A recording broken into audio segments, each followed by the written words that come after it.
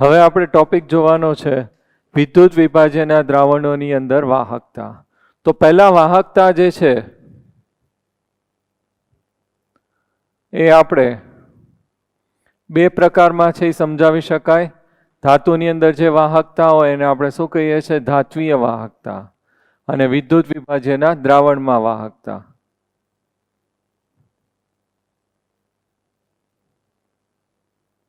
દ્રાવણ. ધાત્વીય વાહકતા, તો ધાતુમાં જે વાહકતા છે એ કોના લીધે હશે? એની અંદર રહેલા ઇલેક્ટ્રોનના લીધે. મુક્ત ઇલેક્ટ્રોનો એના લીધે છે એ વિદ્યુતનું વહન થશે. અને વિદ્યુત વિભાજનનું દ્રાવણ છે એની અંદર વાહકતા કોના લીધે હશે? આયનોના લીધે. જેમ આયનોની સંખ્યા વધારે એમ વાહકતા વધારે. અહીંયા મુક્ત ઇલેક્ટ્રોન વધારે એમ વાહકતા વધારે. હવે આ બંનેમાં અવરોધ કોણ ઉત્પન્ન કરશે એ આપણે એક જોઈ લઈએ, કારણ કે એનો આપણે જરૂર પડશે. તો અવરોધ ધાત્વીય વાહકતામાં છે ધન વીજભારિત કર્નલ.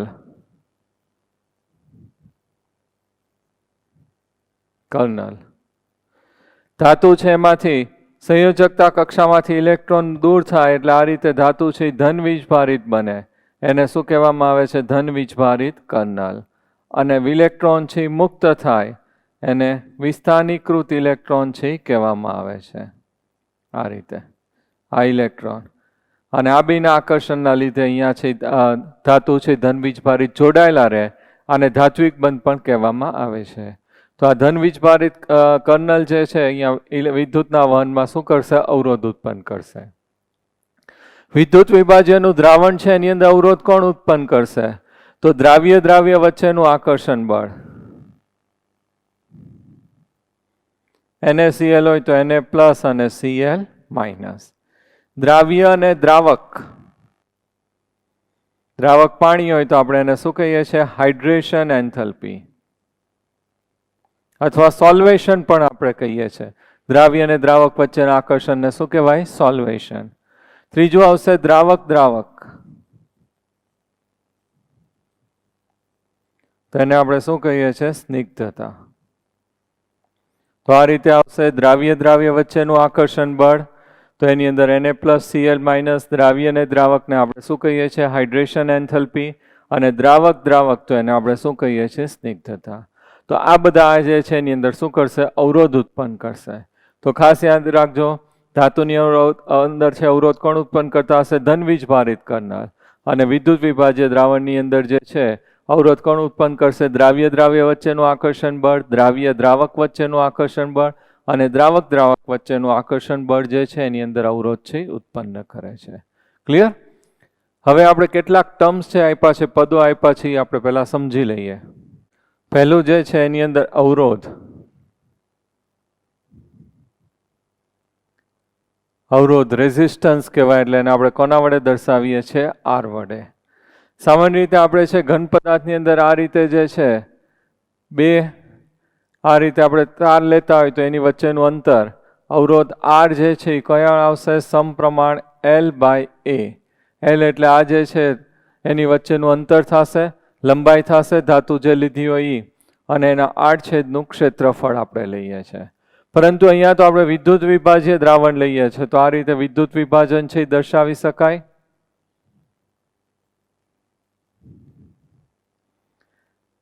એનોડ અને કેથોડ. બેટરીના ધન વીજભાર સાથે અને આ ઋણ વીજભાર સાથે. તો અહીંયા જે છે આ બે વચ્ચેનું અંતર જે છે એને આપણે કોના વડે દર્શાવીએ છીએ? L. આપણે ફિઝિક્સમાં આવી ગયું છે કે આપણે તાર માટે વાત કરતા હોય તો એનું જે લંબાઈ લઈએ, અહીંયા બે વિદ્યુત ધ્રુવો વચ્ચેનું જે અંતર છે એને કોના વડે દર્શાવીએ છીએ? L. L એટલે અહીંયા શું લેવાનું? બે વિદ્યુત ધ્રુવો વચ્ચેનું અંતર. એ એટલે શું થશે? જે વિદ્યુત ધ્રુવ જે છે એના આડછેદનું ક્ષેત્રફળ એટલે શું લેવાશે? A. તો આની અંદર L એટલે બે વિદ્યુત ધ્રુવો વચ્ચેનું અંતર અને A એટલે વિદ્યુત ધ્રુવના આડછેદનું ક્ષેત્રફળ, એને આપણે શું કહેશું? A. તો અહીંયા જે છે R સમપ્રમાણ L અપોન શું થશે? A. R જે અવરોધ છે એનો એકમ જે છે એ કયો આવશે? ઓમ. ઓમ અથવા તો સંજ્ઞામાં આપણે આ રીતે દર્શાવીએ છીએ. તો R અવરોધ છે એનો એકમ કયો થશે? ઓમ. અથવા આ રીતે સંજ્ઞામાં દર્શાવાય. સમપ્રમાણની નિશાની આપણે દૂર કરીએ તો આર બરાબર રો ઇન્ટુ એલ અપોન એ. આર બરાબર શું થશે? રો ઇન્ટુ એલ અપોન એ. આ જે રો જે છે એને પ્રતિરોધકતા અથવા તો વિશિષ્ટ અવરોધ છે કહેવામાં આવે છે. એટલા માટે ગણતરીમાં લીધો કે આપણે જે ધાતુ અથવા ઘન પદાર્થ જે લેતા એનું પોતાનો પણ અવરોધ હશે, એટલે એના માટે આપણે એને અવરોધકતા ઉમેરી દીધું. તો અહીંયા જે રો છે એને શું કહેવામાં આવે છે? પ્રતિરોધકતા અથવા તો વિશિષ્ટ અવરોધ છે એ કહેવામાં આવે છે. તો આર બરાબર શું થશે? રો ઇન્ટુ એલ અપોન એ. ક્લિયર એટલું? આ તો સિમ્પલ છે. હવે આપણે જે છે એ લોકોએ સંબંધ આપ્યો છે કે 1 ઓમ મીટર બરાબર કેટલું થશે? 100 ઓમ સેન્ટીમીટર. એવું લખી શકાય? 1 ઓમ મીટર બરાબર 100 ઓમ સેન્ટીમીટર, અથવા તો 1 સેન્ટીમીટર બરાબર 1 સેન્ટીમીટર ઓમ, 1 ઓમ સેન્ટીમીટર અથવા તો 1 સેન્ટીમીટર ઓમ. આપણે એક સરખું જ રાખીએ. 1 ઓમ સેન્ટીમીટર બરાબર 0.01 ઓમ મીટર. ક્લિયર? તો આ જે છે એનો આપણે સંબંધ થઈ ગયો. હવે આપણે બીજું પદ લઈએ છીએ વાહકતા. વાહકતાને કોના વડે દર્શાવશું? જી. તો અવરોધના વ્યસ્તને શું કહેવામાં આવશે? વાહકતા. અવરોધ વધારે તો વાહકતા ઓછી, અવરોધ ઓછો તો વાહકતા છે શું થશે? વધારે. તો જી છે એ બરાબર શું થશે? 1 અપોન આર. અવરોધના કેવું થશે? વ્યસ્ત પ્રમાણમાં. તો જી બરાબર છે આપણે શું થશે? 1 અપોન આર. આર છે એની કિંમત છે આપણે અહીંયા મૂકી દઈએ. આર બરાબર તો આપણી પાસે શું છે? રો ઇન્ટુ એલ અપોન એ.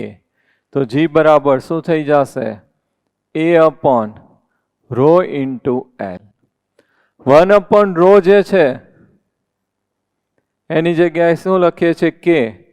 કે એને શું કહેવામાં આવે છે? કાપા. કાપા એટલે શું થશે? વિશિષ્ટ વાહકતા. એને શું કહીએ છીએ? વિશિષ્ટ વાહકતા. અહીંયા જો અવરોધ આર અને રો ને આપણે શું કહીશું? વિશિષ્ટ અવરોધ.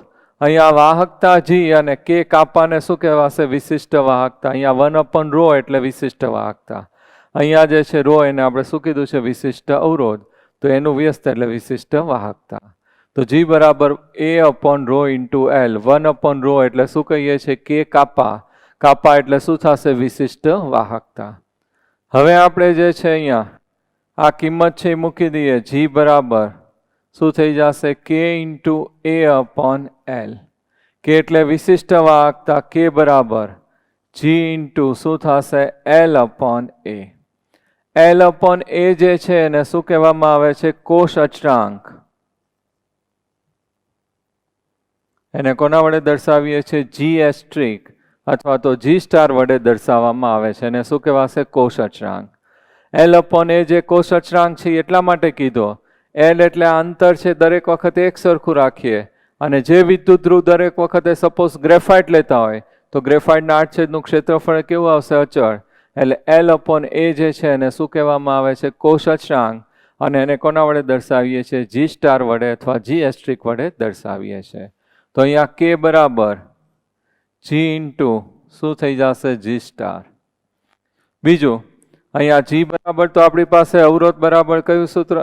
વાહકતા બરાબર કયું સૂત્ર છે? 1 અપોન આર. તો અહીંયા કિંમત મૂકીએ તો કે બરાબર 1 અપોન આર ઇન્ટુ શું થઈ જશે? જી સ્ટાર. અને જી સ્ટાર બરાબર શું થઈ જશે? R K. મેં ત્યારે કીધું તો આર કે રેસ્ટોરન્ટ યાદ રાખવાનું. જી સ્ટાર એટલે શું થઈ જશે? કોષ અચળાંક. આર એટલે શું થશે? અવરોધ. અને કે જે છે આપણી પાસે વિશિષ્ટ વાહકતા છે એ કહેવાશે. હવે આપણે આ કે જે છે આપણી પાસે વિશિષ્ટ વાહકતા એનો એકમ તારવીએ. તો પહેલા કોષ અચળાંકનો એકમ જોઈએ તો એલ એટલે આ જે લંબાઈ છે એનો એકમ નાનો જ લેવો પડે તો આપણે સેન્ટીમીટરમાં લઈએ. તો આડછેદનું ક્ષેત્રફળ એટલે શું થશે? એ સ્ક્વેર એટલે સેન્ટીમીટર સ્ક્વેર. તો આનો એકમ છે કયો આવી ગયો? Centimetre inverse. તો અહીંયા કે બરાબર જી. જી બરાબર આપણે એનો એકમ તારીએ તો આર છે એ શું થશે? અવરોધ. અવરોધનો એકમ આપણી પાસે છે. કયો એકમ છે અવરોધ માટે? આપણે એકમ કયો લીધો છે? ઓમ. અને આ એની સંજ્ઞા. તો આ 1 અપોન ઓમ તો અહીંયા શું લખાશે? ઓમ ઇનવર્સ. અથવા તો સંજ્ઞામાં આ રીતે લખીએ છીએ ઓમ ઇનવર્સ. આ ઓમનું ઊંધું કરીએ તો શું થઈ જાય? મોહ. અથવા શું કહેવાશે? સાયમેન્સ ઇનવર્સ. મોહ અથવા તો સાયમેન્સ ઇનવર્સ. તો આ બધા છે કોના એકમ થઈ ગયા? જીના એકમ. તો અહીંયા મૂકી દઈએ. જીનો એકમ છે આપણે કયો મૂકીએ? ઓમ ઇનવર્સ. અને આ જે છે એ કયું થઈ ગયું? Centimetre inverse. અથવા તો સાયમેન્સ લખીએ તો સાયમેન્સ સેન્ટીમીટર ઇનવર્સ. તો આ કે જે છે કે આપણે શું કીધું? વિશિષ્ટ વાહકતા. એનો એકમ જે છે કયો થશે? સાયમેન્સ સેન્ટીમીટર ઇનવર્સ. ક્લિયર? તો સાવ સાદું જ છે. પહેલું આપણે અવરોધ છે એ કયું લીધું છે? આર. આર છે એ સમપ્રમાણ L/A. સમપ્રમાણની નિશાની દૂર કરી એટલે શું મૂકી દીધું? રો. રો જે છે એને પ્રતિરોધકતા અથવા તો વિશિષ્ટ અવરોધ છે એ કહેવાશે. અને અહીંયા વાહકતા. વાહકતા G બરાબર 1/R. અવરોધના કેવું આવશે? વ્યસ્ત પ્રમાણમાં. આનો જે એકમ છે એ કયો થશે? અવરોધનો ઓમ. તો આ ઓમ ઇનવર્સ અથવા સંજ્ઞામાં અને ઓમનું ઊંધું કરો એટલે મો અથવા તો સાયમેન્સ ઇનવર્સ. G બરાબર R ની કિંમત મૂકીએ A/ρ ઇન્ટુ L. 1/ρ બરાબર શું થઈ જશે? K કાપા અથવા તો વિશિષ્ટ વાહકતા. અહીંયા મૂકી દઈએ તો G બરાબર K ઇન્ટુ A/L. હવે અહીંયા જે છે આપણે K ને સૂત્રનો કરતા બનાવી તો K બરાબર G ઇન્ટુ L/A. L/A ને શું કીધું છે? કોષ અચળાંક. અને એને G સ્ટાર વડે દર્શાવાય છે. એનો એકમ છે L નો એકમ લંબાઈ સેન્ટીમીટરમાં અને ક્ષેત્રફળમાં સેન્ટીમીટર સ્ક્વેર એટલે એકમ કયો થઈ જશે? Centimetre inverse. તો K બરાબર G into G star. K એટલે આપણું વિશિષ્ટ વાહકતા. એનો એકમ તારવીએ તો ઓમ ઇનવર્સ સેન્ટીમીટર ઇનવર્સ અથવા તો સાયમેન્સ સેન્ટીમીટર ઇનવર્સ. અને અહીંયા G એટલે શું થશે? 1/R. તો G સ્ટાર બરાબર શું થઈ જશે? RK. G સ્ટાર એટલે કોષ અચળાંક શોધવાનું કે તો R ઇન્ટુ K છે એ કરી શકાય. ક્લિયર? તો આ છે એ ખાસ નોટ ડાઉન છે કરી લેજો. 1 ml દ્રાવણની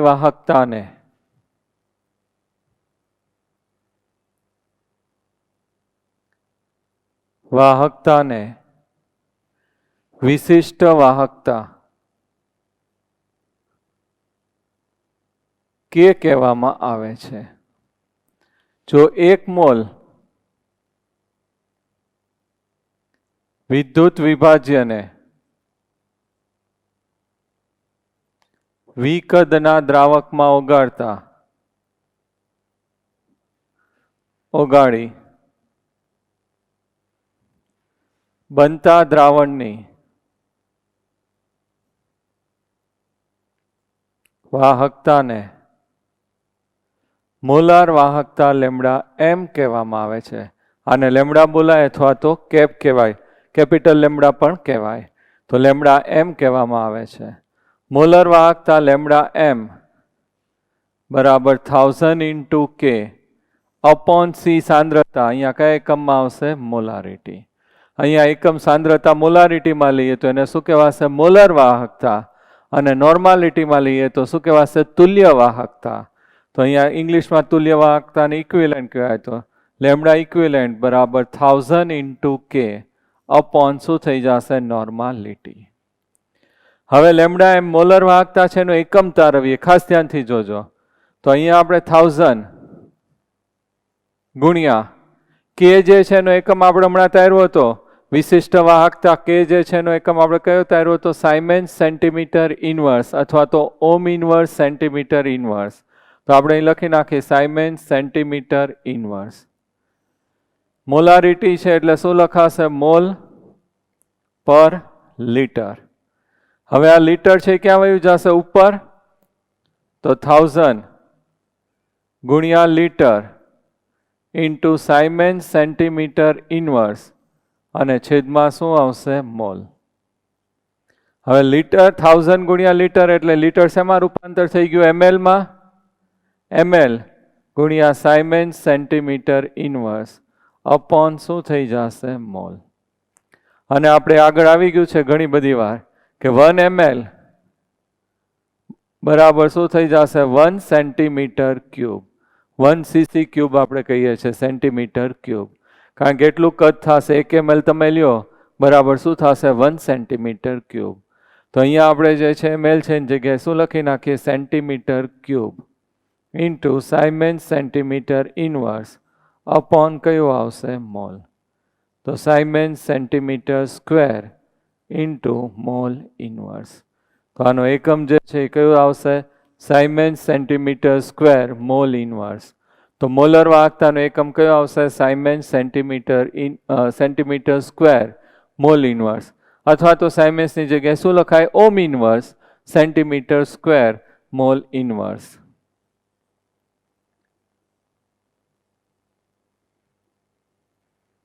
આના માટે લઈએ તુલ્ય વાહકતા. તો સેમ આવશે સાયમેન્સ સેન્ટીમીટર સ્ક્વેર તુલ્ય ઇનવર્સ અથવા ઇક્વિવેલન્ટ ઇનવર્સ. તો આ રીતે બેના એકમ આવશે. આના ઘણા બધા ન્યુમેરિકલ્સ આપણે આવશે. સૂત્ર ખાસ યાદ રાખવાનું, લેમડા એમ બરાબર 1000 ઇન્ટુ કે અપોન એમ. કે એટલે શું થશે? વિશિષ્ટ વાહકતા. બરાબર. અને અહીંયા જે છે મોલારિટી અને નોર્માલિટી લઈએ તો શું કહેવાશે? તુલ્ય વાહકતા. આનો એકમ છે કયો આવશે? Siemens centimetre square mole inverse. અને આનો એકમ આવશે સાયમેન્સ સેન્ટીમીટર સ્ક્વેર તુલ્ય અથવા તો ઇક્વિવેલન્ટ ઇનવર્સ. ક્લિયર? હવે છે વાહકતા અને મોલર વાહકતાનું સાંદ્રતા સાથે વિચરણ.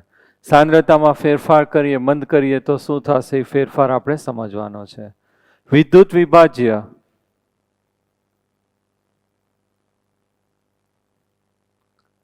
બે પ્રકારના છે. એક કયો આવશે? પ્રબળ. અને બીજો કયો આવશે? નિર્બળ. પ્રબળ વિદ્યુત વિભાજ્ય આપણે કોને કહીએ છીએ? કે જેને આપણે પાણીમાં ઓગાળીએ ત્યારે એનું સંપૂર્ણ લગભગ 100% છે આયનીકરણ થાય એને શું કહેવામાં આવે છે? પ્રબળ વિદ્યુત વિભાજ્ય. ઉદાહરણ જે છે એની અંદર HCl લઈએ તો એ જે છે એ કેવું થશે? પ્રબળ વિદ્યુત વિભાજ્ય થશે. NaCl છે તો એ કેવું થશે? પ્રબળ વિદ્યુત વિભાજ્ય છે એ થશે.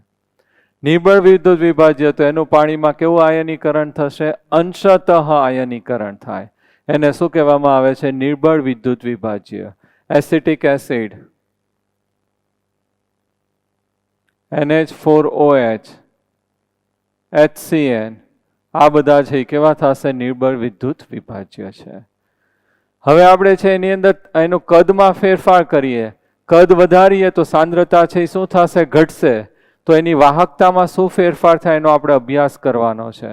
તો આપણે હમણાં સૂત્ર કર્યું હતું G બરાબર K into A upon L. આવું આપણે સૂત્ર છે આગળ તાર્યું હતું. અહીંયા L બરાબર છે બે વિદ્યુત ધ્રુવો વચ્ચેનું અંતર થતું હતું આ રીતે. વિદ્યુત વિભાજન કોષ. અહીંયા બેટરીનો ધન વીજભાર અને અહીંયા કેવો આવશે? ઋણ વીજભાર. આ બંને વચ્ચેનું અંતર જે છે એને આપણે શું કીધું હતું? L.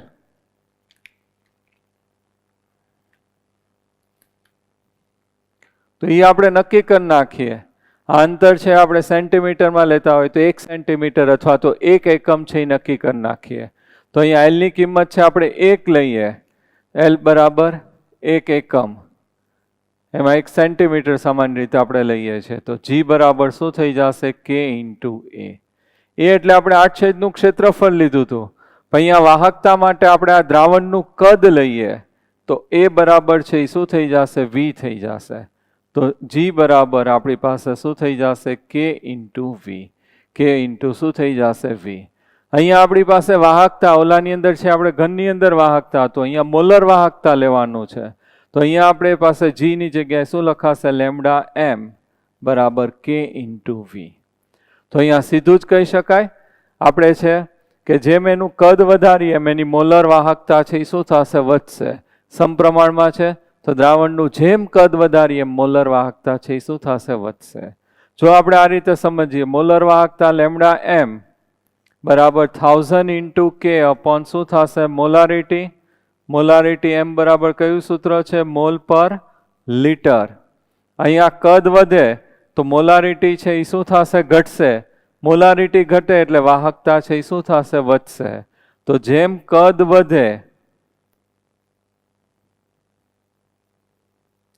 વધે એમ એની સાંદ્રતા અથવા મોલારિટી છે એ શું થશે? ઘટશે. એમ એની વાહકતા એટલે કે લેમડા M શું થશે? વધશે. તો અહીંયા હું કદ છે એ વધારતો જાઉં, એની વાહકતા છે એ શું થશે? વધશે. કદ વધારતા જઈએ. એમ એની સાંદ્રતા છે એ શું થશે? ઘટતી જાય. પાણી ઉમેરતા જાય એમ એની સાંદ્રતા છે એ શું થશે? ઘટશે. તો સાંદ્રતા ખૂબ ઘટી જાય તો ઝીરો તો ન થાય ક્યારે, એટલે એના માટે કયો શબ્દ વાપરીએ છીએ? અનંત મંદતાએ. તો અનંત મંદતાએ જે એની મહત્તમ વાહકતા હશે કે ખૂબ વધારે, એનાથી વધારે ગમે એટલું પાણી ઉમેરો તો વાહકતામાં કોઈ ફેરફાર ન થાય, એ વાહકતાને શું કહેવામાં આવે છે? સીમિત મોલર વાહકતા.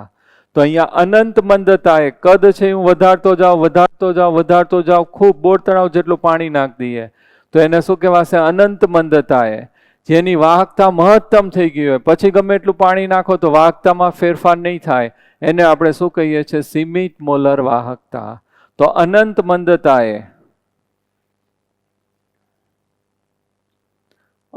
મંદતાએ જે મહત્તમ વાહકતા મળે એને શું કહેવામાં આવે છે? સીમિત મોલર વાહકતા. લેમડા ડિગ્રી એમ વડે દર્શાવવામાં આવે છે. એને શું કહેવામાં આવે છે? સીમિત મોલર વાહકતા. લેમડા ડિગ્રી એમ વડે દર્શાવવામાં આવે છે. ઓકે, પછી ગમે એટલું પાણી ઉમેરો તો એની વાહકતામાં ફેરફાર થશે નહીં. મહત્તમ એની વાહકતા આપણને મળી ગઈ, એને આપણે શું કહીએ છીએ? સીમિત મોલર વાહકતા લેમડા ડિગ્રી એમ. હવે એક સંબંધ છે કે લેમડા એમ બરાબર લેમડા ડિગ્રી એમ માઇનસ રૂટ સી ઇન્ટુ એ. અહીંયા આપણે આલેખ છે ડ્રો કરીએ છીએ. લેમડા એમ મોલર વાહકતા, એનો એકમ કયો થશે? સાયમેન્સ સેન્ટીમીટર સ્ક્વેર મોલ ઇનવર્સ. વિરુદ્ધ રૂટ સી સાંદ્રતા કયો એકમ લઈએ છીએ? મોલ પ્રતિ લિટર રેઝ ટુ હાફ. હવે એ લોકોએ પહેલું પ્રબળ વિદ્યુત વિભાજ્ય લીધું, તો પ્રબળ વિદ્યુત વિભાજ્ય આપણે લઈએ KCl. તો આલેખ છે આપણને કેવો મળશે? સીધી રેખા. આ રીતે KCl જે છે એની અંદર આલેખ છે આપણને કેવું મળશે? સીધી રેખા. જેમ એની અંદર તમે કદ છે એ વધારતા જાઓ એમ સાંદ્રતા છે એ શું થશે? વધશે. અને એની મોલર વાહકતા છે એ શું થશે? વધશે. કદ વધારી એમ સાંદ્રતા શું થશે? ઘટશે. અને મોલર વાહકતા છે એ શું થશે? વધશે. તો અહીંયા મોલર વાહકતા છે એ વધતી ગઈ. અહીંયા પ્રયોગ પૂરું થઈ ગયો, પણ આને તમે લંબાવો તો અહીંયા જે આંતરછેદ આવે ત્યાં એની જે વાહકતા મળે એને શું કહેવામાં આવે છે? સીમિત મોલર વાહકતા. ખરેખર સાંદ્રતા ઝીરો થઈ ગઈ અહીંયા છેદે ત્યાં, પણ ક્યારેય છે પ્રાયોગિક રીતે ઝીરો ન થાય, સૈદ્ધાંતિક રીતે ઝીરો થઈ. સાંદ્રતા કાંઈક તો રહે 0.000001 એવી રીતે એની થોડીક સાંદ્રતા હોય ત્યારે અહીંયા આપણે એટલા માટે જ શબ્દ વાપર્યો છે અનંત મંદતાએ. તો અહીંયા જે મહત્તમ આપણને જે વાહકતા મળશે એને શું કહેવામાં આવે છે? સીમિત મોલર વાહકતા લેમડા ડિગ્રી એમ.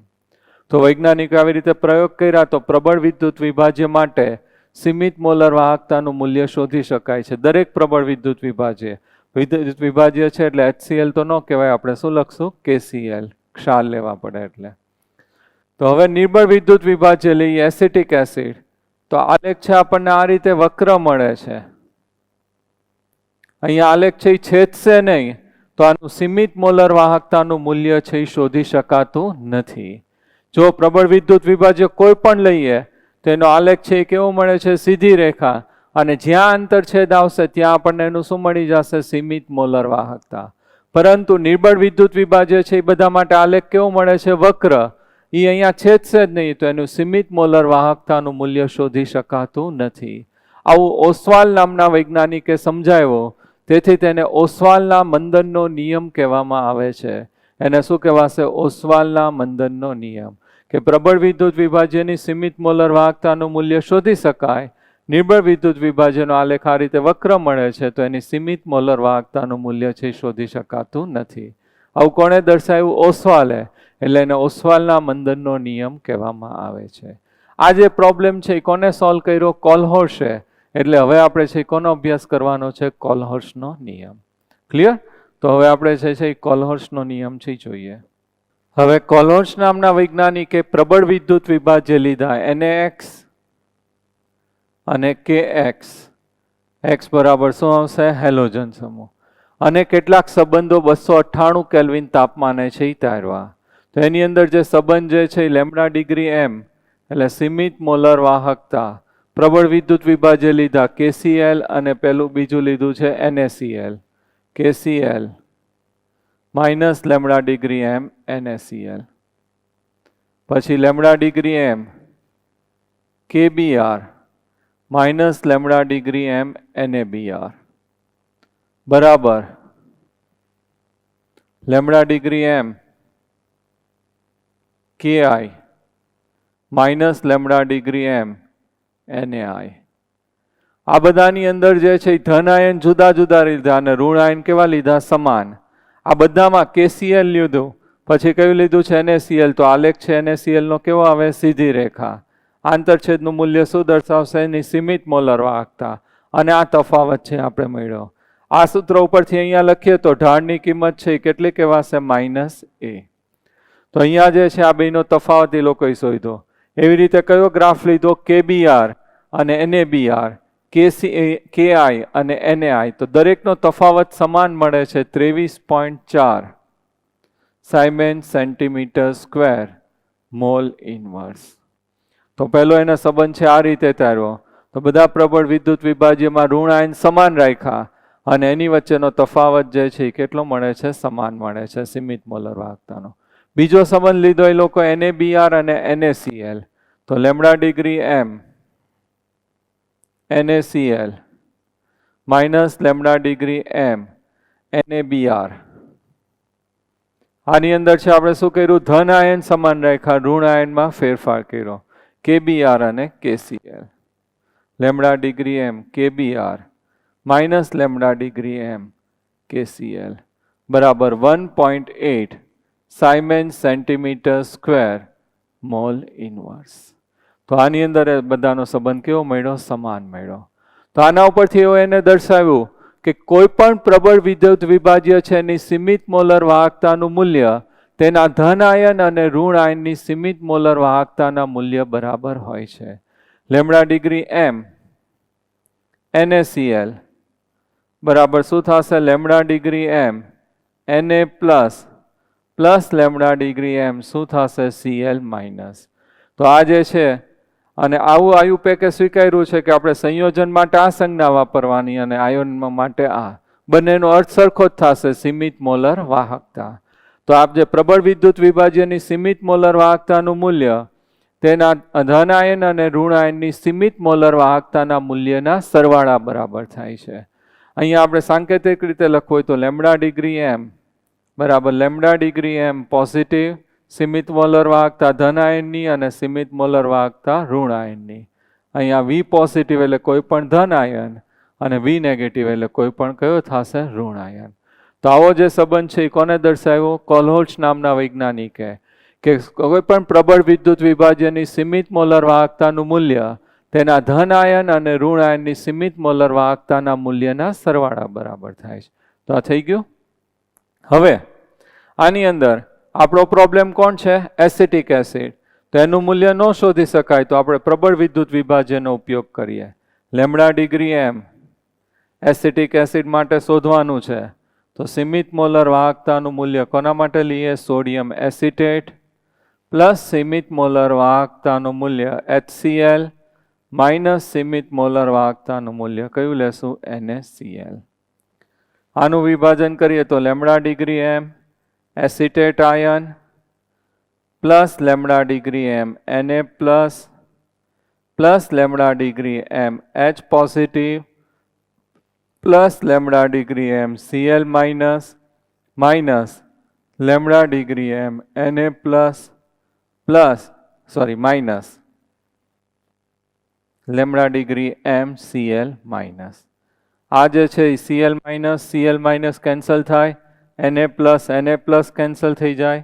તો lambda degree m CH3COO minus plus lambda degree m H positive. Means કે આપણે આ રીતે સરવાળો બાદબાકી છે પ્રબળ વિદ્યુત વિભાજ્યની સીમિત મોલર વાહકતાના મૂલ્યોનો કરીને કોના માટે શોધી શકાય છે? નિર્બળ વિદ્યુત વિભાજ્ય માટે શોધી શકાય છે. ક્લિયર? તો આ રીતે જે છે આખો આ કોલ્હોલ્ટ્ઝ નામના વૈજ્ઞાનિકે પ્રોબ્લેમ છે એ સોલ્વ કર્યો. એટલે એને શું કહેવામાં આવે છે? કોલ્હોલ્ટ્ઝનો નિયમ. હવે વિયોજન અંશ આલ્ફા બરાબર શું થશે? Lambda m upon lambda degree M. સૂત્ર તારેલું આપણે આપ્યું છે પણ એ પૂછાતું નથી. આપણે ડાયરેક્ટ એનો એમસીક્યુમાં કે ન્યુમેરિકલ્સમાં ઉપયોગ આવે તો આની અંદર જે છે વિયોજન અંશ જે છે આપણે શું કહીએ છીએ આલ્ફા. વિયોજન અંશ આલ્ફા બરાબર શું થશે lambda M upon lambda degree M. Lambda M એટલે શું થશે મોલર વાહકતા. લેમડા ડિગ્રી એમ એટલે શું થશે સીમિત મોલર વાહકતા. અને આપણે નિર્બળ એસિડ માટે એસિડનો આપણે અચળાંક લઈએ તો એસિડ માટે અચળાંક છે સંતુલન અચળાંકમાં કયો આવે છે કે એ બરાબર C alpha square upon 1 minus alpha. Alpha એટલે આપણું આ વિયોજન અંશ અને સી બરાબર શું થશે સાંદ્રતા. તો નિર્બળ એસિડ માટે આપણે જે છે એનો અચળાંક કે એ પણ શોધી શકીએ છીએ. ક્લિયર?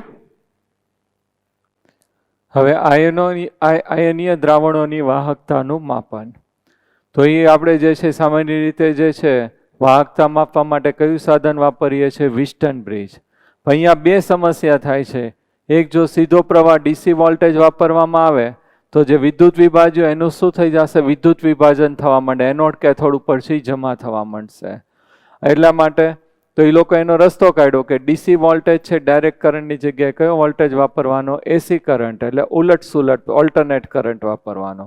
બીજું એની અંદર વિસ્ટન બ્રિજમાં તો આપણે વાયર લઈએ છીએ વાયર છે એ જોઈન્ટ કરીએ છીએ તો એની જગ્યાએ અહીંયા એ લોકો એક ખાસ ડિઝાઇન કરેલું પાત્ર છે એ તૈયાર કર્યું. જો આ રીતે પાત્ર છે એ તૈયાર કર્યું છે આમાં યાદ નથી રાખવાનું કદાચ કે એમસીક્યુ આવે તો બરાબર. તો આ પાત્ર જે છે આખું આ કન્ટેનર છે એની અંદર વિદ્યુત વિભાજ્ય દ્રાવણ છે આપણે ભરી દેવાનું. એની અંદર પ્લેટિનમના વિદ્યુત ધ્રુવો રાખવામાં આવે છે અને આ જે પાત્ર છે એને ડાયરેક્ટ વિસ્ટન બ્રિજ છે એની અંદર આપણે ગોઠવી દેવાનું. તો વિસ્ટન બ્રિજ છે એની અંદર જો આપણે R1 R2 R3 અને કયું આવશે R4. R2 જે છે ત્યાં આપણું જે હમણાં જે સાધન આપણે તૈયાર કર્યું એને ત્યાં ગોઠવી દેવાનું. R1 છે એ શું થશે ચલિત છે એ આપણી પાસે અવરોધ થશે. R2 છે એ કેવું થશે અજ્ઞાત થશે. R3 અને R4 જે છે એ આપણી પાસે કેવા હશે જાણીતા જે અવરોધ છે એ આપણે લીધા છે.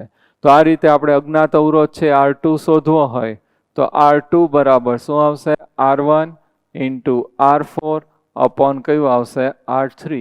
એનો ઉપયોગ કરીને શોધી શકાય છે. આ બધું ફિઝિક્સમાં આવી ગયું છે બરાબર. આવું સિમ્પલ ખાલી એક બે મુદ્દા છે યાદ રાખવાના છે. તો આ રીતે આપણે જે છે આયનીય દ્રાવણો છે એની વાહકતાનું માપન છે કરી શકીએ છીએ. ઓકે. હવે આપણે 3 મુદ્દા છે મેઇન જોવાના છે. વાહકતાના આધારે વર્ગીકરણ. તો વાહકતાના આધારે પદાર્થ છે એનો આપણે 3 રીતે વર્ગીકરણ કરીએ છીએ. વિદ્યુતનું સુવાહક અવાહક અને કયું આવશે અર્ધવાહક. સુવાહક છે એની અંદર કયું આવશે મિશ્ર ધાતુ કાર્બન બ્લેક ગ્રેફાઇટ અને કેટલાક પોલિમર. પછી અવાહક છે એની અંદર કયું આવે છે કાચ અને સિરામિક. અને અર્ધવાહક એની અંદર કયું આવે છે સિલિકોન ડોપિંગ કરેલ સિલિકોન અને ગેલિયમ આર્સેનાઇડ. એ જે છે એ કયું થશે અર્ધવાહક થશે. ઉદાહરણ છે યાદ રાખજો બરાબર. પછી જે છે શુદ્ધ પાણીની અંદર વાહકતા કેવી હોય છે ખૂબ ઓછી હોય છે. કેટલી આવશે 3.5 ઇન્ટુ 10⁻⁵ સાયમેન્સ સેન્ટીમીટર ઇનવર્સ.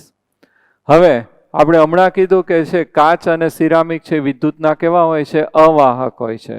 તો 0 થી 15 કેલ્વિન તાપમાન વચ્ચે વિદ્યુતના કેવા થશે અવાહક. પરંતુ 150 કેલ્વિન તાપમાને છે એની કેવા થઈ જશે વિદ્યુતના અતિવાહક કહેવાય છે. 150 કેલ્વિન તાપમાને વિદ્યુતના અતિવાહક થઈ જશે. અતિવાહક છે કોને કહેવાશે કે જેની અંદર અવરોધકતા છે કેવી હશે શૂન્ય હોય. વાહકતા કેવી હશે મહત્તમ હોય. એને શું કહેવામાં આવે છે અતિવાહક છે એ કહેવામાં આવે છે. ક્લિયર? તો એ 2-3 મુદ્દા છે તમારે યાદ રાખવાના છે. હવે અહીંયા આપણે બીજો મુદ્દો છે ઇલેક્ટ્રોનીય વાહકતાનો આધાર. તો ઇલેક્ટ્રોનીય વાહકતા છે એ 3 વસ્તુ ઉપર 3 મુદ્દા ઉપર આધાર રાખે છે. પહેલું ધાતુનો કયો આવશે સ્વભાવ અને બંધારણ. ધાતુનો સ્વભાવ અને બંધારણ. સંયોજકતા ઇલેક્ટ્રોનની સંખ્યા પ્રતિ પરમાણુ. ઇલેક્ટ્રોનની સંખ્યા વધારે વાહકતા કેવી થશે વધારે. અને તાપમાનના વધારા સાથે એ શું થાય છે ઘટે છે. ક્લિયર? પછી આપણે આપ્યું છે કે વિદ્યુત વિભાજ્ય દ્રાવણની વાહકતાનો આધાર. તો વિદ્યુત વિભાજ્ય દ્રાવણની વાહકતાનો આધાર છે 5 મુદ્દા ઉપર આધાર રાખે છે. પહેલું ઉમેરેલા વિદ્યુત વિભાજ્યનો સ્વભાવ એટલે કે પ્રકૃતિ પ્રબળ છે કે નિર્બળ. પ્રબળ હોય તો આયનો વધારે હોય તો વાહકતા વધારે થાય. નિર્બળ હોય તો આયનો ઓછા હોય તો વાહકતા કેવી થશે ઓછી. નિપજેલા આયનોનું કદ અને તેમનું દ્રાવક યોજન એટલે સોલ્વેશન. સોલ્વેશન એટલે શું થશે દ્રાવ્ય દ્રાવક વચ્ચેનું આકર્ષણ બળ. દ્રાવકનો સ્વભાવ અને તેનું કયું આવશે? સ્નિગ્ધતા. વિદ્યુત વિભાજ્યની સાંદ્રતા અને તાપમાન ઉપર આધાર રાખે છે. ક્લિયર? તો આના 5 મુદ્દા તમારે યાદ રાખવાના છે, બોર્ડ એક્ઝામમાં કદાચ પૂછાઈ શકે. ઓકે. ક્ષારણ એક અગત્યનો ટોપિક છે, ખાસ તો બોર્ડ એક્ઝામ માટે. ક્ષારણ છે એના 3 ઉદાહરણ છે. લોખંડને કાટ લાગવો, ચાંદીની ચળકાટ છે ઝાંખી પડવી, કાંસાના અથવા તો તાંબાના વાસણ ઉપર લીલા રંગના ધાબા પડે છે. ક્ષારણ ક્યાંથી ચાલુ થાય? કે જ્યાં આગળ ધાતુની અંદર જે છે એ શું આવતું હોય? વળાંક આવતો હોય. આ રીતે બોર્ડમાં જો વળાંક છે ત્યાં આપણે છે અહીંયા પ્લાસ્ટિક લગાડેલું છે. તો ધાતુમાં જ્યાં વળાંક આવતો હોય ત્યાં આગળ છે અણુ પરમાણુ કે આયનની ગોઠવણીમાં શું થશે? અવ્યવસ્થા ઉત્પન્ન થાય. અથવા તો એની અંદર કોપર જેવી અશુદ્ધિ આવેલી હોય, લોખંડની અંદર એફીની અંદર કોપર આવેલો હોય, તો આ જે કોપર જે છે એનું કદમાં ફેરફાર હોય તો આની ગોઠવણીમાં છે શું થશે? અવ્યવસ્થા છે ઉત્પન્ન થશે. તો અવ્યવસ્થા ઉત્પન્ન થાય આવો ભાગ જ્યારે ભેજના સંપર્કમાં આવે ત્યારે એની અંદર ક્ષારણ થશે. તો સૌ પ્રથમ જે છે Fe છે એનું સમાન રૂપાંતર થશે Fe+2માં અને 2 ઇલેક્ટ્રોન છે એ શું થશે? મુક્ત થશે. આ જે પ્રક્રિયા છે કઈ પ્રક્રિયા થઈ કહેવાય? ઓક્સિડેશન પ્રક્રિયા થઈ. અને ઓક્સિડેશન પ્રક્રિયા જે છે ત્યાં જે છે આપણે ઈ ડિગ્રી લખવું હોય તો આના માટે કેટલું લખાશે? -0.44 વોલ્ટ. હવે અહીંયા આવી રીતે છે 2 ઇલેક્ટ્રોન મુક્ત થયા અને 2 ઇલેક્ટ્રોનનું ધાતુનો સળિયો અથવા તો પ્લેટમાં વહન થશે અને ક્યાં ઊભા રહેશે? કે જ્યાં એને શું મળશે? H positive. તો પહેલી વાર 2 આવે, બીજી વાર 2 ઇલેક્ટ્રોન આવે વત્તા H પોઝિટિવ. H પોઝિટિવ છે ક્યાંથી આવશે? H2CO3 માંથી. અને H2CO3 કઈ રીતે બનશે? કે H2O જે હોય વાતાવરણમાં ભેજ હોય એની અંદર કાર્બન ડાયોક્સાઇડ છે ઓગળી ગયો હોય તો CO2 H2માં ઓગળી જાય એટલે એ શું બનાવશે? H2CO3. અહીંયા શું પૂરું પાડશે? H positive. તો આ રીતે 4 electron plus 4H positive plus O2 gives 2H2O. તો અહીંયા ઓક્સિડેશન રિએક્શન થયો. આ કયું રિએક્શન થઈ ગયું? રિડક્શન રિએક્શન થઈ ગયું. આના માટે પોટેન્શિયલ આપણે લખવું હોય તો 1.23 વોલ્ટ આવશે.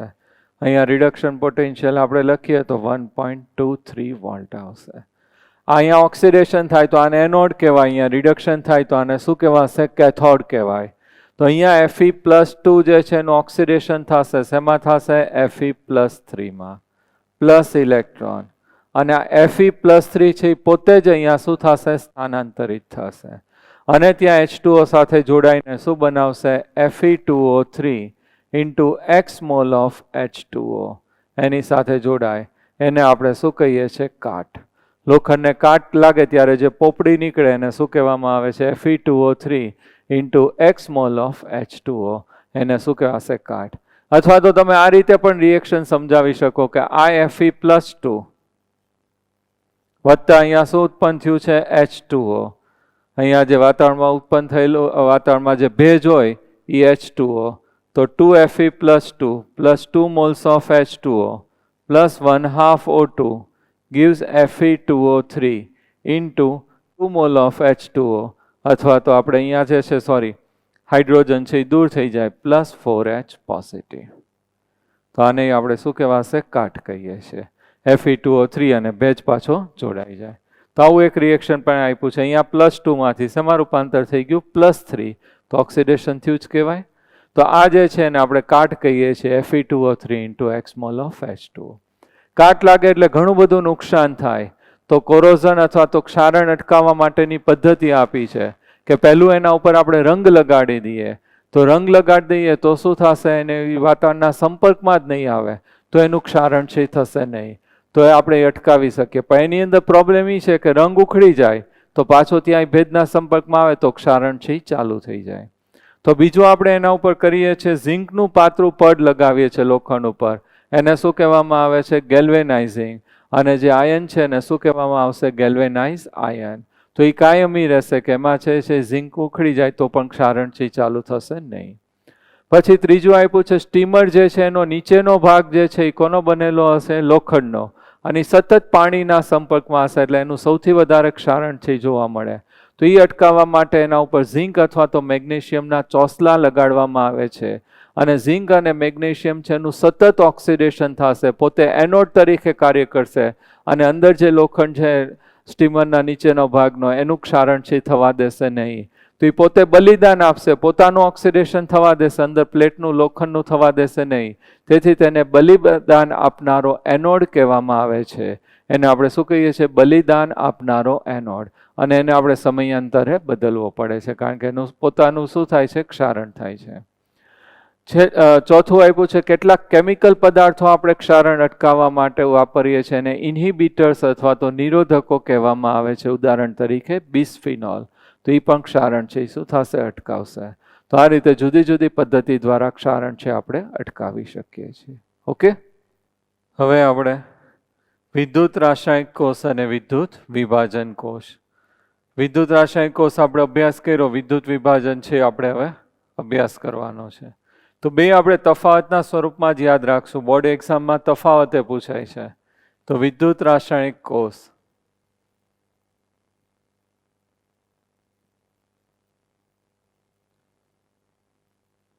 અને બીજું આવશે વિદ્યુત વિભાજન કોષ.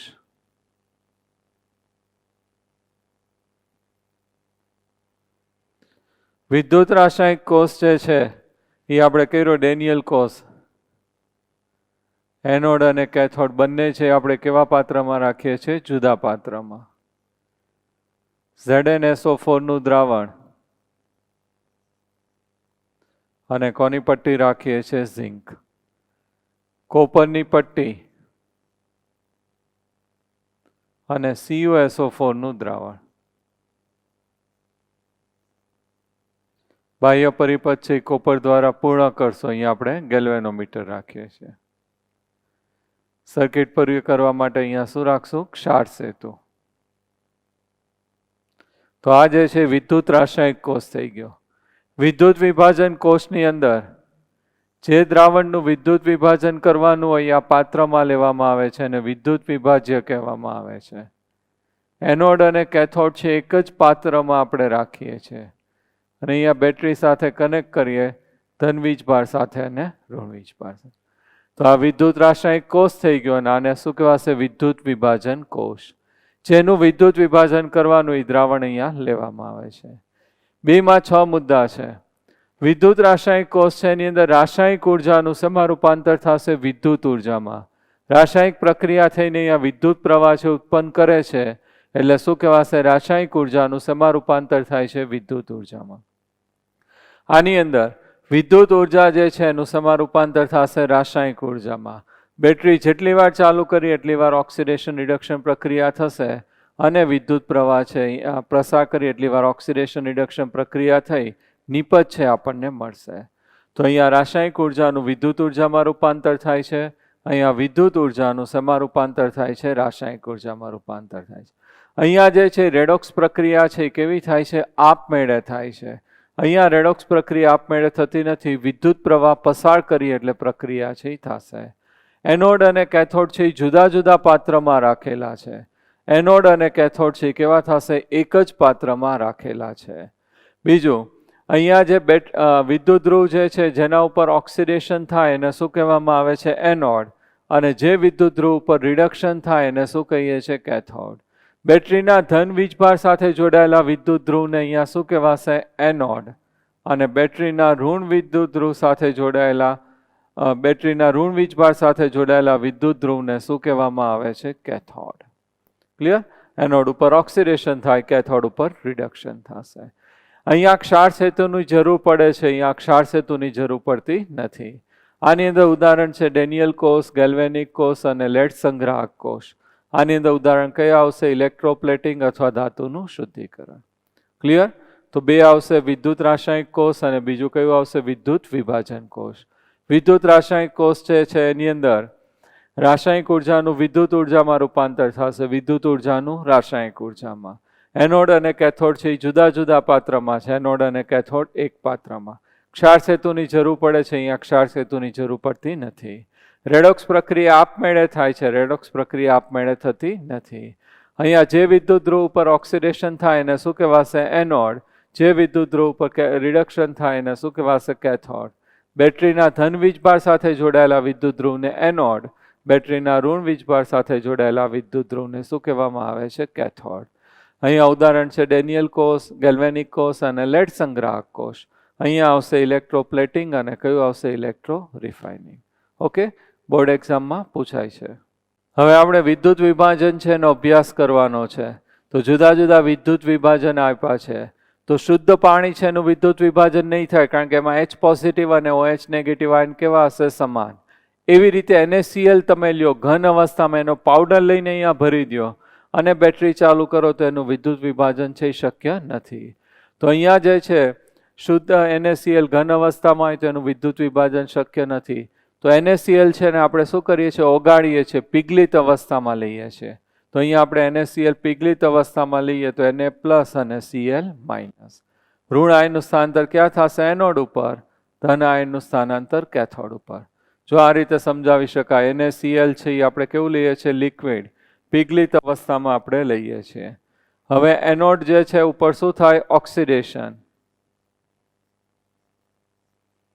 કયો વીજભાર આવશે? ધન વીજભાર. કેથોડ ઉપર છે એ શું થશે? રિડક્શન. કયું આવશે? ઋણ વીજભાર. NaCl છે એનું વિભાજન થશે Na પ્લસ Cl માઇનસ. પિઘલિત અવસ્થામાં પાણી નથી. Cl માઇનસ ઋણ વીજભારિત છે એનું સ્થાનાંતર ધન વીજભારિત એનોડ ઉપર થશે. Na પ્લસ ધન વીજભારિત છે એનું સ્થાનાંતર ઋણ વીજભારિત ક્યાં થશે? કેથોડ ઉપર. Cl માઇનસ છે એનું શું થશે? ઓક્સિડેશન. 1/2 Cl2 અને ઇલેક્ટ્રોન છે મુક્ત થાય.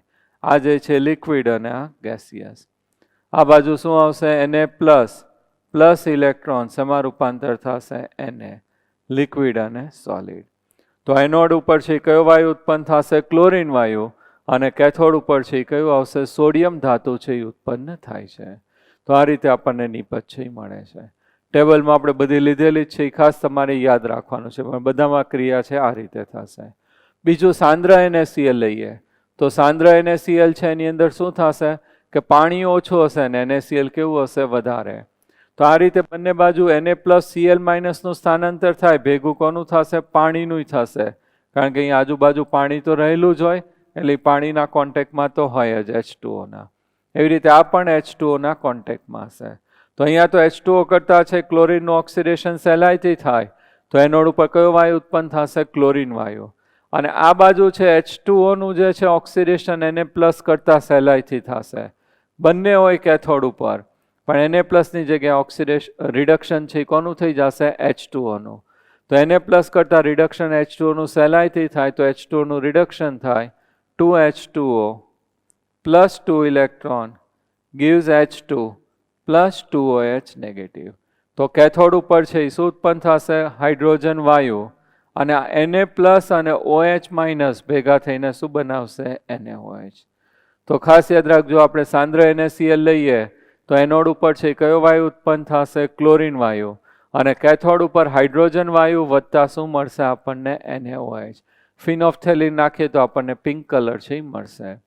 મંદ જલીય દ્રાવણ લઈએ તો એની અંદર પાણીનું પ્રમાણ કેવું હશે? વધારે. તો એનોડ અને કેથોડ બંને ઉપર ઓક્સિડેશન રિડક્શન છે એ કોનું થશે? પાણીનું થશે.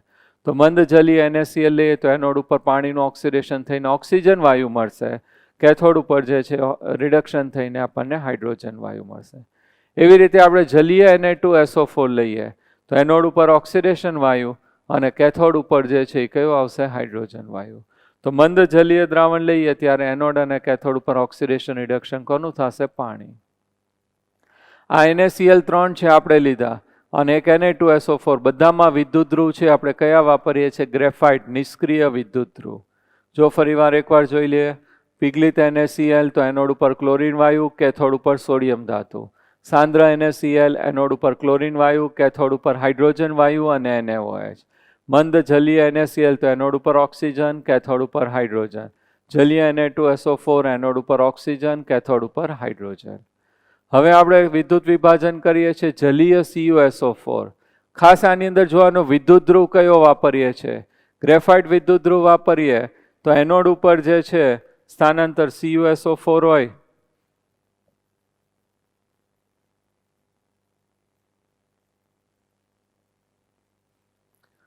તો CuSO4 છે એનું વિભાજન છે એ કઈ રીતે થાય? Cu+2 અને SO4 2-. તો એનોડ ઉપર છે આ કોનું સ્થાનાંતર થશે SO4 2 માઇનસનું. કેથોડ ઉપર કોનું સ્થાનાંતર થશે Cu+2 નું. તો અહીંયા જે SO4 2 માઇનસનું સ્થાનાંતર થાય એના કરતાં ઓક્સિડેશન સહેલાઈથી કોનું થાય પાણીનું. તો અહીં ઓક્સિડેશન છે કોનું થશે પાણીનું H2O gives 1/2 O2 plus 2H positive plus 2 electron. અને SO4 2 માઇનસ તો સ્થાનાંતર થયેલું જ હોય તો અહીંયા ઓક્સિજન વાયુ વત્તા 2H પોઝિટિવ અને SO4 2 માઇનસ ભેગા થઈને શું બનાવશે H2SO4. તો એનોડ ઉપર ઓક્સિજન વાયુ અને શું મળશે H2SO4. કેથોડ ઉપર છે એ કોનું સ્થાનાંતર થશે Cu+2. તો Cu+2 પ્લસ 2 ઇલેક્ટ્રોન શેમાં રૂપાંતર થશે Cu. ક્લિયર? બીજું આપણે લઈએ છીએ જલીય CuSO4. એની અંદર સક્રિય વિદ્યુત ધ્રુવ આપણે વાપરીએ છીએ. તો એની અંદર આપણે એનોડ અને કેથોડ બંને કોપર વાપરીએ છીએ. એક અશુદ્ધ કોપર અને બીજું કયું વાપરશું શુદ્ધ કોપર. ધાતુની શુદ્ધિકરણની અંદર વપરાય છે. તો એનોડ કેથોડ બંને ઉપર ઓક્સિડેશન છે રિડક્શન કોનું થશે કોપરનું. અને અશુદ્ધ કોપરમાંથી શું મળશે શુદ્ધ કોપર. તો ખાસ તમારે કયો વિદ્યુત ધ્રુવ છે CuSO4 માં વાપરીએ એ જોવાનો. ગ્રેફાઇટ હોય તો એનોડ ઉપર ઓક્સિજન વાયુ અને H2SO4. કેથોડ ઉપર કોપર. અને જો આપણે જલીય CuSO4 માં જો સક્રિય વિદ્યુત ધ્રુવ વાપરીએ તો એનોડ અને કેથોડ ઉપર ઓક્સિડેશન રિડક્શન છે કોનું થશે કોપરનું થશે. હવે આપણે વિદ્યુત વિભાજન છે એ કોનું લઈએ છીએ H2SO4. તો H2SO4 ની અંદર બે આપેલા છે એક મંદ અને બીજું કયું આપેલું છે સાંદ્ર H2SO4. ખાસ ધ્યાનથી ક્વેશ્ચનમાં ધ્યાનથી જોજો કારણ કે આ ઘણી બધી વાર MCQમાં પૂછાઈ ગયું છે. મંદ H2SO4 હોય તો એનોડ અને કેથોડ પર ઓક્સિડેશન રિડક્શન કોનું થાય પાણીનું. અથવા H2SO4 માંથી H પોઝિટિવ થાય તોય હાઇડ્રોજનનું. તો એનોડ ઉપર ઓક્સિજન વાયુ અને કેથોડ ઉપર કયું મળશે હાઇડ્રોજન વાયુ. પણ સાંદ્ર H2SO4 લઈએ તો એનોડ ઉપર શું મળશે H2O8 2 નેગેટિવ મળશે. SO4 2 નેગેટિવ છે એનું ઓક્સિડેશન થશે અને કેથોડ ઉપર આપણને કયો વાયુ મળે છે હાઇડ્રોજન વાયુ. તો મંદ H2SO4 હોય તો એનોડ ઉપર ઓક્સિજન વાયુ કેથોડ ઉપર હાઇડ્રોજન વાયુ. અને સાંદ્ર H2SO4 હોય તો એનોડ ઉપર H2O8 2 નેગેટિવ અને કેથોડ ઉપર છે હાઇડ્રોજન વાયુ છે મળે છે. ખાસ ટેબલ યાદ રાખજો MCQ માટે. અથવા તો થિયરીની અંદર એક ટોપિક પૂછાય કે ભાઈ છે CuSO4 નું વિદ્યુત વિભાજન ગ્રેફાઇટ વિદ્યુત ધ્રુવ રાખીને સમજાવો. તો એવી રીતે 2 માર્કમાં પૂછાઈ શકે અથવા તો MCQમાં કઈ નિપજ મળે છે એ પૂછાશે. આપણે રેગ્યુલર લેક્ચરની અંદર આ રીતે ટેબલ ફોર્મમાં લખાવેલું જ છે. ન હોય તો આમાંથી કોપી કરી લેજો. બરાબર. ફેરાડેના નિયમો. તો માઇકલ ફેરાડે નામના વૈજ્ઞાનિકે વિદ્યુત વિભાજન દરમિયાન ઉત્પન્ન થતો જથ્થાનું બાબતનું છે એ સમજાવી છે કે કેટલી એની અંદર નિપજ અથવા જથ્થો ઉત્પન્ન થાય છે. તો અહીંયા એનો પ્રથમ નિયમ. તો માઇકલ ફેરાડેના નિયમ પ્રથમ નિયમ વિદ્યુત વિભાજન બે વિદ્યુત ધ્રુવો એક એનોડ અને બીજું કયું આવશે કેથોડ. પોઝિટિવ અને નેગેટિવ. વિદ્યુત વિભાજન દરમિયાન અહીંયા ધારો કે NaCl લીધું હોય તો Na+Cl- અહીંયા ક્લોરીન વાયુ ઉત્પન્ન થાય અહીંયા સોડિયમ ધાતુ. તો વિદ્યુત વિભાજન દરમિયાન વિદ્યુત ધ્રુવો ઉપર ઉત્પન્ન થતી નિપજનો જથ્થો તેમાં પસાર કરેલા વિદ્યુતના જથ્થાના કેવું હોય છે સમપ્રમાણમાં હોય છે. એને ફેરાડેનો શું કહેવામાં આવે છે પ્રથમ નિયમ. વિદ્યુત વિભાજન દરમિયાન વિદ્યુત ધ્રુવો ઉપર ઉત્પન્ન થતી નિપજનો જથ્થો તેમાં પસાર કરેલા વિદ્યુતના જથ્થાના કેવું હોય છે સમપ્રમાણમાં. જેટલી વાર બેટરી ચાલુ કરો એટલી વાર વિદ્યુત વિભાજન થાય નિપજ મળે. બંધ કરો એટલે બંધ થઈ જાય. એસી જેટલી વાર ઓન કરો એટલી વાર કુલિંગ આવશે. ઓફ કરો એટલે કુલિંગ છે નહીં આવે. એના જેવું. તો અહીંયા વિદ્યુત વિભાજન દરમિયાન વિદ્યુત ધ્રુવો ઉપર ઉત્પન્ન થતો વિદ્યુત નિપજનો જથ્થો તેમાં પસાર કરેલા વિદ્યુતના જથ્થાના કેવું આવશે સમપ્રમાણમાં. તો અહીંયા માસ છે સમપ્રમાણ કયું આવશે Q. સમપ્રમાણની નિશાની દૂર કરીએ તો M બરાબર Z ઇન્ટુ Q. Z એટલે શું થશે ઇલેક્ટ્રોકેમિકલ ઇક્વિવેલન્ટ. ECE કહેવામાં આવે છે. ઇલેક્ટ્રો કેમિકલ ઇક્વિવેલન્ટ એટલે શું થશે તુલ્ય. તુલ્ય ભાર લેવાય. તો M બરાબર Z ઇન્ટુ Q. Q બરાબર આપણને ખબર છે શું થશે IT. I એટલે શું થશે પસાર કરેલો વિદ્યુત પ્રવાહ કરંટ છે એમ્પિયરમાં અને T એટલે સમય સેકન્ડમાં. તો અહીંયા મૂકી દઈએ તો M બરાબર Z into I into T. Z બરાબર શું થશે? તુલ્ય ભાર છેદમાં 96500. અહીંયા કિંમત મૂકી દઈએ તો માસ બરાબર તુલ્ય ભાર IT અપોન શું આવશે? 96500. તો આપણે જે છે આના ઉપરથી આપણે સૂત્ર એવી રીતે મેં કરાવ્યું હતું ક્લાસમાં. માસ એટલે શું થશે? વજન. વિદ્યુત વિભાજન દરમિયાન અહીંયા ઉત્પન્ન થતો ધાતુ અથવા તો પદાર્થ છે એનું વજન W બરાબર તુલ્ય ભાર IT અપોન 965 શું થશે? 00. હવે તમારે તુલ્ય ભારની જગ્યાએ અણુભાર લખવો હોય તો તુલ્ય ભાર બરાબર શું થાય? અણુભાર છેદમાં એક્સ ફેક્ટર. તો એ રીતે પણ લઈ શકાય. W બરાબર તુલ્ય ભારની જગ્યાએ શું લખશું? અણુભાર IT છેદમાં એક્સ ફેક્ટર ઇન્ટુ 96500. બેમાંથી કોઈ પણ સૂત્ર છે એ વાપરી શકાય. સૂત્ર ખાસ યાદ રાખજો, આપણે શોર્ટ મેથડ જ MCQ કે ન્યુમેરિકલ્સમાં વાપરીએ છીએ. W વજન બરાબર શું થશે? તુલ્ય ભાર ગુણ્યા IT છેદમાં 96500 અથવા તો W બરાબર અણુભાર IT છેદમાં એક્સ ફેક્ટર ઇન્ટુ 96500. અહીંયા જો ક્લોરીન વાયુ ઉત્પન્ન થતું હોય તો વાયુ માટે શું આવશે? કદ. તો કદ શોધવા માટેનું સૂત્ર આ રીતે છે. V બરાબર RT IT upon 96500 pressure into ઇલેક્ટ્રોનનો ફેરફાર. કદ છે એ શેમાં મળશે? લીટરમાં વાયુનું.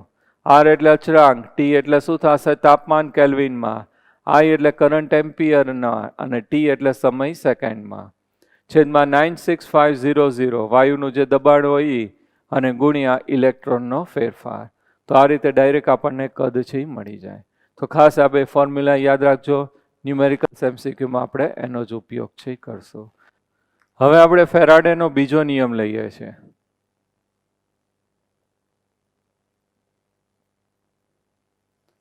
બીજા નિયમમાં વિદ્યુત વિભાજન કોષ છે ને આપણે શ્રેણીમાં કનેક્ટ કરીએ છીએ આ રીતે.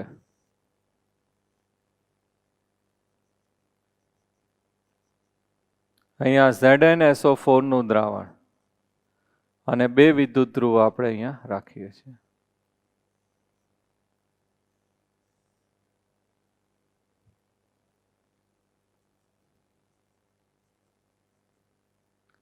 CuSO4 નું દ્રાવણ અને અહીંયા બે વિદ્યુત ધ્રુવો રાખીએ છીએ. શ્રેણીમાં કનેક્ટ કરીએ છીએ એટલે આ રીતે થશે. બેટરી સાથે આ પોઝિટિવ નેગેટિવ પોઝિટિવ નેગેટિવ અહીંયા આ રીતે ફિઝિક્સમાં આવી ગયું છે. આ રીતે આપણે શ્રેણીમાં કનેક્ટ કરીએ તો આની અંદર જે છે I કરંટ છે કેવો પસાર થશે? સમાન. T સમય પણ કેવો આવશે? સમાન. તો બંને માટે Q પણ છે એ કેવું આવશે? સમાન. તો બે વિદ્યુત ધ્રુવને આપણે શ્રેણીમાં આ રીતે કનેક્ટ કરીએ છીએ અને એક સરખો વિદ્યુત પ્રવાહ છે એમાંથી પસાર થશે. હવે આપણે હમણાં લખ્યું હતું કે અહીંયા ઉત્પન્ન થતો નિપજનો જથ્થો માસ ઓફ Zn સમપ્રમાણ શું આવશે? Q. અહીંયા શું થશે? માસ ઓફ કોપર સમપ્રમાણ કયું આવશે? Q. સમપ્રમાણ દૂર કરીએ તો mass of Zn equal to Z into Q. અહીંયા mass of copper equal to Z into Q. Z એટલે શું કીધું છે? ઇલેક્ટ્રોકેમિકલ તુલ્યવાહક ઇક્વિવેલન્ટ. અને Z બરાબર તો આપણી પાસે તુલ્ય ભાર. E એટલે શું થશે? તુલ્ય ભાર. છેદમાં શું લઈએ છીએ? ફેરાડે. તો અહીંયા મૂકી દઈએ. માસ ઓફ Zn તુલ્ય ભાર છે એ કોનો આવશે? Zn. Q છેદમાં શું આવશે? 96500. માસ ઓફ કોપર અહીંયા છે એ તુલ્ય ભાર કોનો આવશે? ઝિંક. Q upon 96500. હવે આ Q છે બે માટે સરખું જ હશે, સમાન સમય અને T સમાન.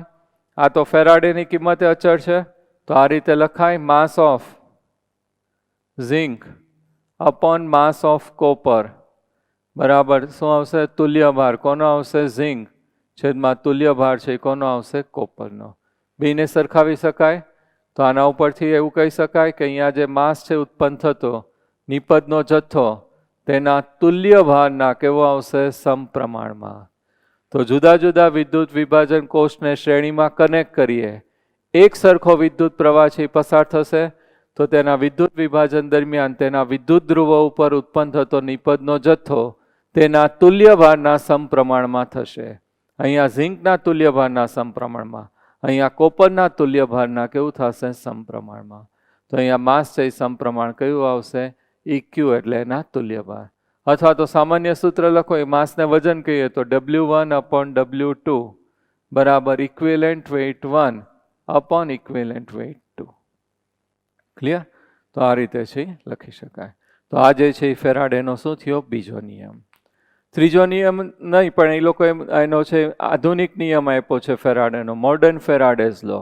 તો એની અંદર આપણે તત્વયોગ મિતિ અને ગણતરીમાં લઈએ છીએ. મોલ સંખ્યાને આપણે ગણતરીમાં લઈએ અને શું કહેવામાં આવે છે? તત્વયોગ મિતિ. તો એના ઉપરથી ત્રીજો નિયમ છે એ લોકોએ આપ્યો છે. ક્લિયર? ખાસ ધ્યાન રાખજો, આનો ન્યુમેરિકલ્સમાં આનો પણ તમારે જરૂર પડશે. આના 2-3 MCQ છે એ આવશે. W1/W2 બરાબર તુલ્ય ભાર equivalent weight 1 upon equivalent weight 2. Last topic આપણો છે બેટરી. તો બેટરી જે છે એની અંદર 2 પ્રકાર પાડ્યા છે, એક પ્રાથમિક બેટરી અને બીજું કયું આવશે? દ્વિતીયક બેટરી. પ્રાથમિક બેટરી આપણે કોને કહીએ છીએ? કે જે બેટરી છે એને રિચાર્જ ન કરી શકાય, લાંબા ઉપયોગ પછી નકામી બની જાય અને આપણે ફેંકી દઈએ છીએ એને શું કહીએ છીએ? પ્રાથમિક બેટરી. અને રિચાર્જ છે એ ન કરી શકાય. અને જે બેટરી છે એને આપણે રિચાર્જ છે એ કરી શકીએ એને આપણે શું કહીએ છીએ? દ્વિતીયક બેટરી. તો આપણે જે છે પેન્સિલ સેલ વાપરીએ છીએ રિમોટની અંદર, એસીના રિમોટ, ટીવીના, તો એ જે છે લાંબા ઉપયોગ પછી નકામો બની જાય, આપણે ફેંકી દઈએ તો એને શું કહેવાશે? પ્રાથમિક બેટરી. અને મોબાઈલ છે એને આપણે રિચાર્જ કરી શકાય તો એને આપણે શું કહીએ છીએ? દ્વિતીયક બેટરી. તો આ પ્રાથમિક અને આ કયું થશે? દ્વિતીયક બેટરી. બીજું જે છે પ્રાથમિક બેટરી જે છે એની અંદર ઉદાહરણ એ લોકો આપ્યા છે સૂકો કોષ, એટલે આપણો જે પેન્સિલ સેલ છે એને શું કહેવામાં આવે છે? પ્રાથમિક બેટરી. એની અંદર જે છે એનું બીજું નામ છે એ કયું થશે? લેક્લાન્સ સેલ. બીજો કયો આવશે? મર્ક્યુરી કોષ.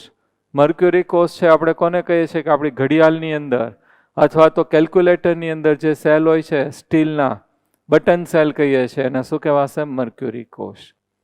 દ્વિતીયક કોષ છે એની અંદર લેડ સંગ્રાહક કોષ છે. લેડ સંગ્રાહક કોષ એટલે આપણે જે છે સ્કૂટર છે, કાર છે, બસ છે, ટ્રક છે એની અંદર જે બેટરી વાપરીએ એને શું કહેવામાં આવે છે? લેડ સંગ્રાહક કોષ. અને બીજું આની અંદર એક આપેલું છે નિકલ કેડમિયમ કોષ. હજી એક વધારાનો કોષ આપ્યો છે બળતણ કોષ. તો થર્મલ પાવર સ્ટેશનની અંદર વિદ્યુત પ્રવાહ છે ઉત્પન્ન કરીએ ત્યારે એની ક્ષમતા છે એ ઓછી છે, એ હવાની અંદર પ્રદૂષણ ફેલાવે છે અને અવાજનું પ્રદૂષણ પણ ફેલાવે છે. તો એની જગ્યાએ નવો કોષ છે આપણે બળતણ કોષ છે એ વાપરીએ છીએ. તો એની ક્ષમતા પણ વધારે છે અને એ પ્રદૂષણ છે ફેલાવતો નથી. વૈજ્ઞાનિકોએ સૌ પ્રથમવાર આનો ઉપયોગ જે છે એપોલો સ્પેસશિપ પ્રોગ્રામની અંદર કર્યો હતો. ક્લિયર? તો મિત્રો આપણે જે છે ઇલેક્ટ્રોકેમિસ્ટ્રી છે એના મોટાભાગના ઇમ્પોર્ટન્ટ ટોપિક છે એનું રિવિઝન છે કરી નાખ્યું છે. EMF શ્રેણી મેં આગળ લર્ન કરાવી દીધી હતી લેક્ચરમાં, એટલે નથી લીધી, લર્ન કરાવી નથી તમને. ખાસ આના બધા ન્યુમેરિકલ્સ છે એ તમે સોલ્વ કરી નાખજો. સેલ છે મેં ડિટેલમાં નથી લીધા કારણ કે તમે રીડ કરશો તો તમને આવડી જશે એટલા માટે. Okay, thank you very much, best of luck.